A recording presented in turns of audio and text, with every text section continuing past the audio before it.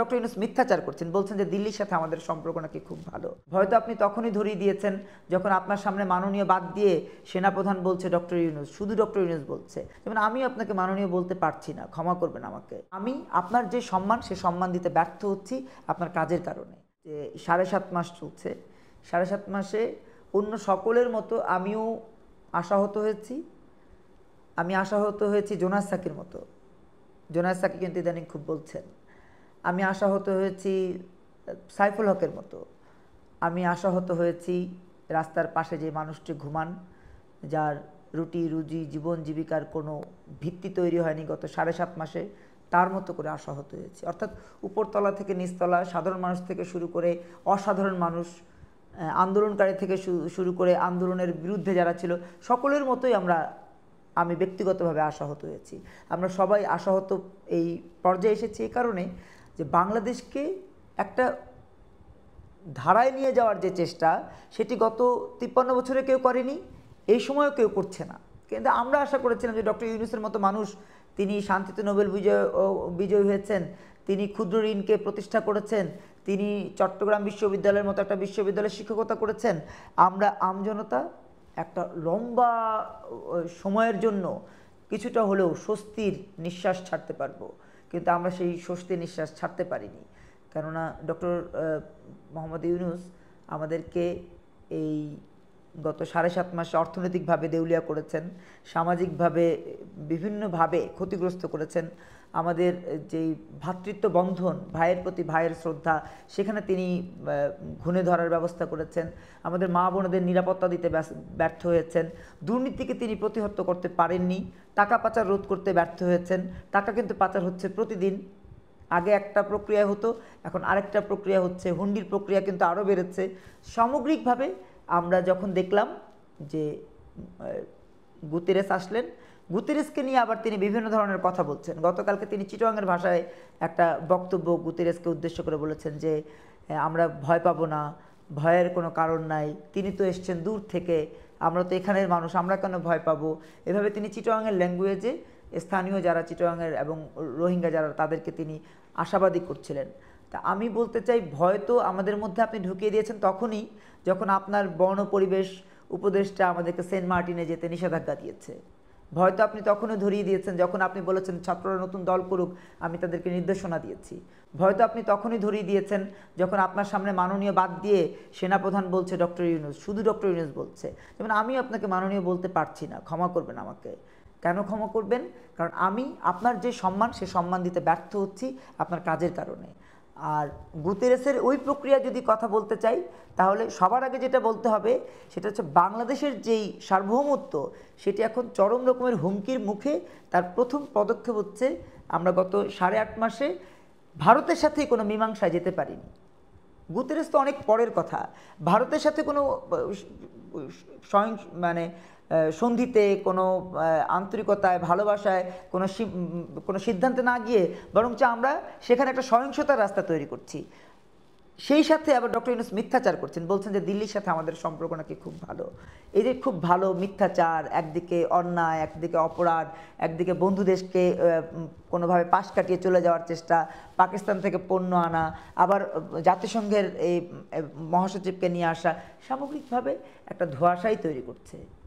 তবে আমি মনে করি, যদি ডক্টর ইউনূস মানুষ হন, প্রকৃত মানুষ হন, নোবেল বিজয়ী এগুলো সব বাদ, প্রকৃত মানুষ হন, তিনি দেশের স্বার্থটা সবার আগে ভাববেন এবং কোনো ষড়যন্ত্র হচ্ছে কিনা সেটি খুব গভীরভাবে দেখবেন এবং ষড়যন্ত্র মোকাবেলায় শিক্ষার্থী নয়, বাংলাদেশের মানুষদেরকে সাথে নিয়ে স্ট্রংলি ভূমিকা রাখবেন।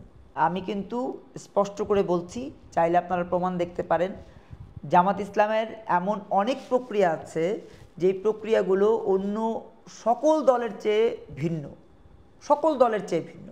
যেমন আপনি যদি আমাদের কথা বলেন, আমরা কিন্তু নতুন ধারা বাংলাদেশ এনডিপিতে সাধারণ সদস্যদের চাঁদা হচ্ছে স্বেচ্ছানুদান হিসেবে নেই, যে আপনি কত দিতে পারবেন সেটাই, তাকে কোনো ফিক্সড করে দেওয়া হচ্ছে না। কিন্তু এমনও পলিটিক্যাল পার্টি আছে যে পলিটিক্যাল পার্টিতে হুট করেই সন্ধ্যার সময় যায় বলবে যে ভাই আজকে রাতে আপনি 10 লাখ টাকা দিবেন, কালকে আমাদের একটা সমাবেশ হবে। এই 10 লাখ টাকা দিতে ওই নেতা বাধ্য, যদি না দেয় তার পথ থাকবে না। নতুন ধারা বাংলাদেশ এনডিপিতে যেমন স্বেচ্ছানুদানের ব্যবস্থা রয়েছে, কিন্তু কোনো আয়ের ব্যবস্থা নাই, জামাত ইসলামে কিন্তু আয়ের ব্যবস্থা আছে, তাদের নিজস্ব প্রিন্টিং বিজনেস আছে, জামাতের নিজস্ব প্রিন্টিং ব্যবসা আছে। আপনারা খতিয়ে দেখেন, গবেষণা করেন, দেখেন তাদের এমন অসংখ্য ভবন আছে যেই ভবনের ভাড়া, উত্তোলিত ভাড়া দলের কাজে ব্যয় হয়। এমন অনেক জায়গা আছে যেটা সরকারের কাছ থেকে লিজ নেওয়া আছে, ওই লিজকৃত প্রতিষ্ঠানে তাদের ব্যবসা প্রতিষ্ঠান আছে, সেখান থেকে আয় করা অর্থে জামাত ইসলামকে অর্থায়ন করা হয়। এমন অনেক তাদের অপশন রয়েছে। আর ছাত্র শিবিরের যেই কথাটা বলেছি, আপনারা খোঁজ নিয়ে দেখেন, ছাত্র শিবিরকে স্ট্রং করার জন্য মীর কাশেম আলী কিশোর কণ্ঠের মতো 4টা পত্রিকা করে দিয়ে গেছেন। পাশাপাশি ব্যবসা প্রতিষ্ঠান আছে, ভবন আছে, ফ্ল্যাট আছে, তাদের বিভিন্ন ধরনের আয়ের উৎস আছে। আপনারা যারা বলছেন জানি না, তারা আরেকটু গভীরে যান। আপনাদের যারা শীর্ষস্থানীয় নেতা, যারা মজলিস শুরার সদস্য বা ছাত্র শিবিরের যারা কেন্দ্রীয় সদস্য, তাদের সাথে কথা বলেন, বা কেন্দ্রীয় সভাপতি, সাধারণ সম্পাদকের সাথে কথা বলেন, জানতে পারবেন যে তারা কখনোই কারো মুখাপেক্ষী নয়। জামাত ইসলাম তাদেরকে যদি টাকা দেয়, কখনো যদি কোনো সহযোগিতা করে, যেমন লেডিস ক্লাবে তারা যে প্রোগ্রাম করেছে, আমরা পরে জানতে পেরেছি। আপনি বলতে পারেন যে সবার খোঁজ কেন রাখেন? সবার খোঁজ যদি না রাখি, আমি কিভাবে শক্তিশালী হব? আমি কিভাবে আমার পথটা তৈরি করব? নতুন ধারা কিভাবে আলাদা করে পথ চলবে? আমি তো বলছি আমি হচ্ছে নতুন ধারা। নতুন ধারা মানে কিন্তু এটা না যে আওয়ামী লীগ যেটা করেছে সেটা করবে, বিএনপি যেটা করেছে সেটা করবে, জামাত ইসলাম যেটা করেছে সেটা করবে। নতুন ধারা মানে এটা যে আমি সবার কাছ থেকে শিখে আমি আমার আলাদা পথটা তৈরি করব। সবার কাছ থেকে জানবো যে বাই রোডেও যাওয়া যায়, বাই এয়ারেও যাওয়া যায়, অনেক রাস্তা থেকে যাওয়া যায়, কিন্তু আমি কোনো রাস্তায় যাব না। আমি আমার যে চেষ্টার জায়গা সেটাকে আমি শক্তিশালী করব, যে কারণে আমি কথাগুলো বলেছি। আর জামাত ইসলাম বা ছাত্র শিবির, তাদেরকে এত মাথায় নেওয়ার কিছু নাই। এমনিতেই তারা একটা বড় অবস্থান তৈরি করেছে, তারা তাদের মতো করে রাজনৈতিক একটা বড় জায়গা যেহেতু নির্মাণ করেছে, ক্ষমতার কাছাকাছি তারা থাকবেই। আপনাদের যদি মনে হয় যে তাদের সাথে থাকবেন, থাকেন না। আমাকে নিয়ে তো আপনাদের এত চিন্তা করার কিছু নাই, কারণ আমি ওই যে পাটার তলের মরিচ বলে না, আমি হচ্ছে পাটার তলের মরিচ। পাটার তলের মরিচকে নিয়ে তো আমি তো ঝাল ছড়াতেই পারবো না, তাহলে আমাকে নিয়ে কেন চিন্তা করছেন? আপনারা নিজেদের চরকায় তেল দেন। আর আমি যে কথাগুলো বলছি সেই কথাগুলো নিছক গণমাধ্যমের ভাই ব্রাদার যারা রয়েছে, গণমাধ্যমের যারা সংবাদ যোদ্ধা রয়েছেন, তাদের প্রশ্নের ভিত্তিতে বলছি। আমার অভিজ্ঞতা, আমার জানা শোনা, সেখান থেকে বলছি। যদি কখনো মনে করেন যে ভুল বলছি, প্রমাণ দিন, আপনি কমেন্ট বক্সে প্রমাণ দিন, আমি দেখব। আর আমি যেহেতু একজন সচেতন নাগরিক, আমি কারোর সাথে ঝগড়া, বিবাদ, মারামারি, কাটাকাটির মধ্যে নাই। আমি সর্বোচ্চ চেষ্টা করেছি গত 17 বছর শেখ হাসিনার ফ্যাসিজমের বিরুদ্ধে কথা বলতে, এখনও চেষ্টা করছি ফ্যাসিজম, অন্যায়, অপরাধের বিরুদ্ধে কথা বলতে, দুর্নীতির বিরুদ্ধে কথা বলতে।